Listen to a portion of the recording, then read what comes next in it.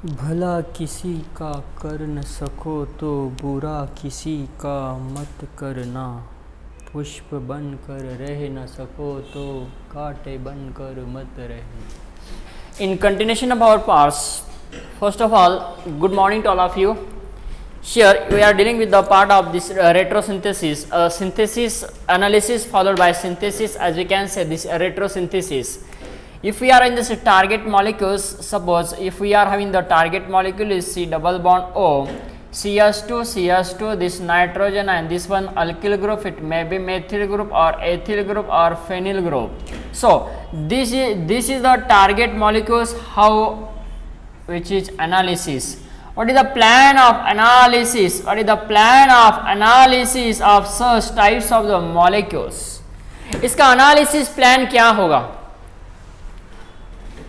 अब सबसे पहले इस कंपाउंड में कौन से फंक्शनल ग्रुप है ये चूज करना है। देखो रेट्रोसिंथेसिस हो या सिंथेसिस हो या कौन सा भी ऑर्गेनिक का पार्ट है, स्पेशली हम जब रेट्रोसिंथेसिस की बात करते हैं इसका पहले हमें एनालिसिस करना है फिर सिंथेसिस करना है।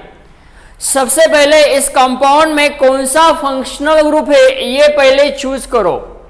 अब यहाँ पे देखते हैं कि ये फंक्शनल ग्रुप है nitrogen containing compound, that is the tertiary amines.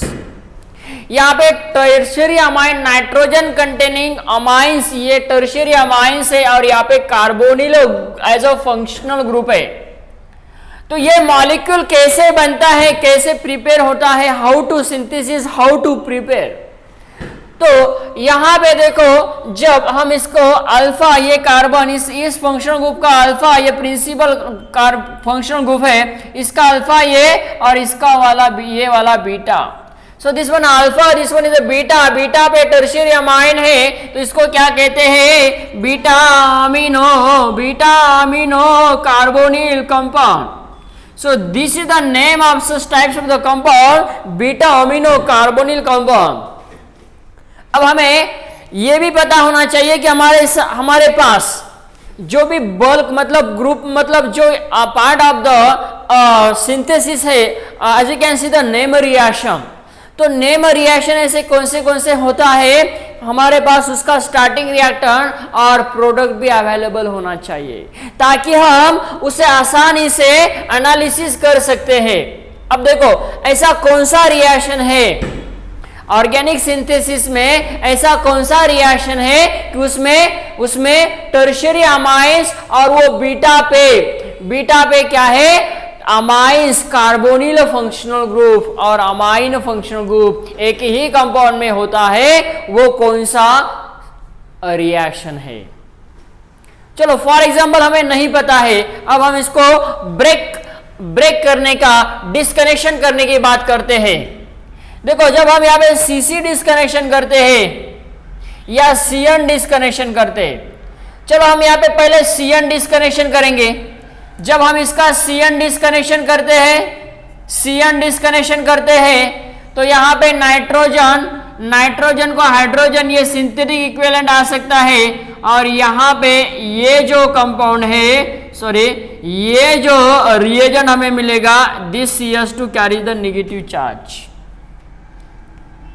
अब देखना है कि ऐसा जो हम मेथिल ग्रुप यहाँ पे डायरेक्टली लिखेंगे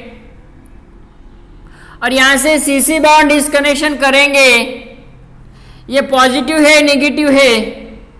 यहां पे सीसी बॉन्ड हम जब डिस्कनेक्शन करते हैं, सीसी डिस्कनेक्शन करने के बाद है ना, सीसी डिस्कनेक्शन हम यहाँ पे करने के बाद हमें यहाँ पे ये कार्बोनिल साइक्लोहेक्सेनॉन हमें ऐसा मिलेगा, ये साइक्लोहेक्सेनॉन मिलेगा। फिर उसके बाद CH2O हम डायरेक्टली इसका सिंथेटिक इक्विवेलेंट लिखते हैं, हाइड्रोजन एटम, नाइट्रोजन एटम, उसके बाद में 2 मेथिल ग्रुप यहाँ पे एज इट इज है। मतलब ये जो बना, ये टर्शियरी अमाइन सेकेंडरी अमाइंस यहाँ पे सिंथेटिक इक्विवेलेंट यहाँ पे बनाया, सेकेंडरी अमाइंस।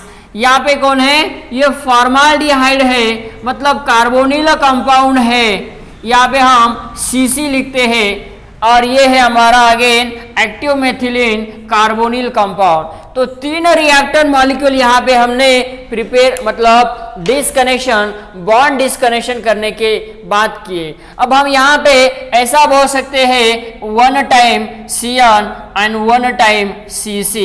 1 टाइम हमने at a time Cc at a time Cn disconnection किया। एट अ टाइम हम Cn डिस्कनेक्शन इसका करते हैं, Cc डिस्कनेक्शन करते हैं, तो यहाँ पे हमें कार्बोनिल, अल्डिहाइड और टर्शियरी सेकेंडरी अमाइन मिलता है।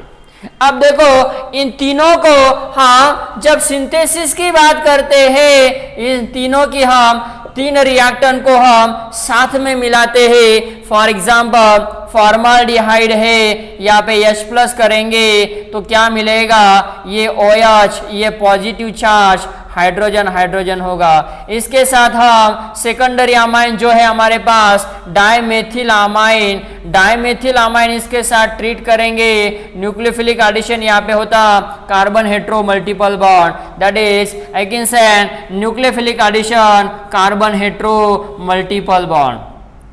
ऑक्सीजन है यहाँ पे, तो ये होने के बाद -H+ मतलब नाइट्रोजन है, 2 मेथिल है, उसके बाद यहाँ पे C पे यहाँ पे अटैक हुआ, so that we are getting this OH, this 2 hydrogen as it is, and it becomes what? So here one of the hydrogen is nucleophilic, having tendency to abstract product from this nitrogen atom, and then what happened? This nitrogen 2 methyl group, again this one is the carbon, यहाँ से क्या हुआ, यहाँ पे OH आया, ये OH2 बना nucleophilic, this is what it become to good living group, hydrogen as it is a lone pair, ऐसा जाएगा, वाटर लॉस होगा, then what happen, it is formation of what, iminium species. यहाँ पे double bond C, 2 hydrogen atom, nitrogen carries positive charge,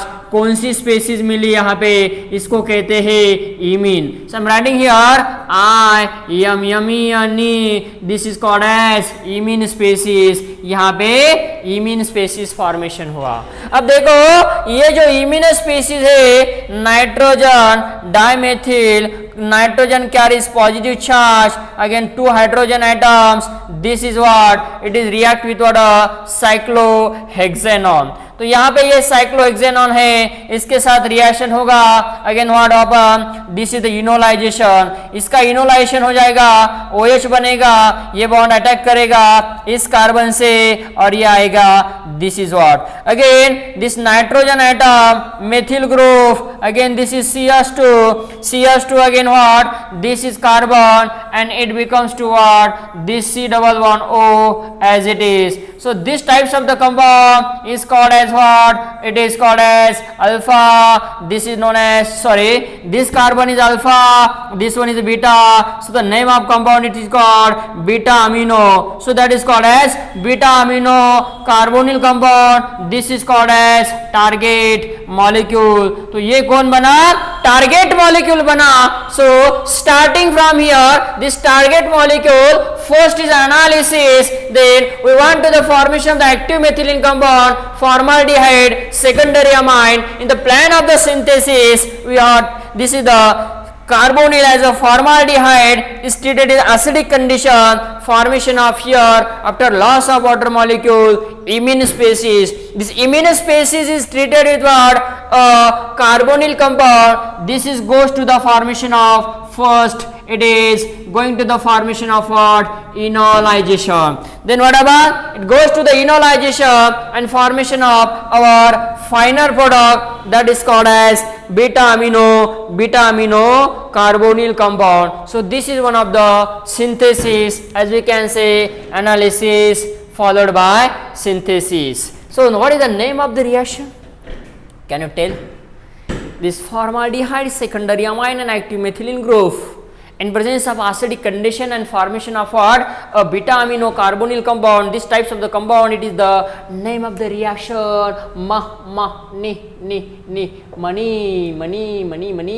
Mannich reaction. This types of the reaction is called as what, Mannich reaction. इस reaction को Mannich reaction कहा जाता है.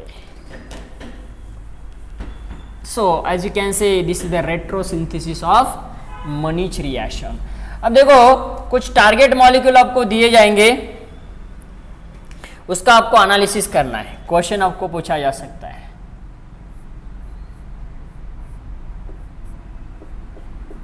So these types of the question is asked in your computer exams, not only your semester wise exam but also NET, SET and GATE.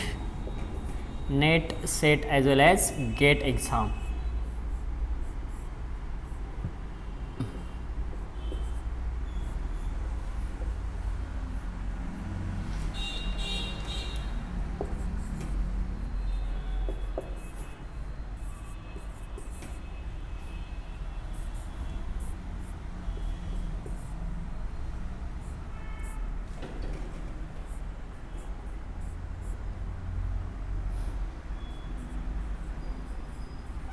तो ये आपको target molecule दिया है, इसका आपको रेट्रोसिंथेसिस करना है. You have to provided this types of the target molecules, इसका आपको रेट्रोसिंथेसिस करना है. So this is the product of Mannich, these are the products of Mannich reaction.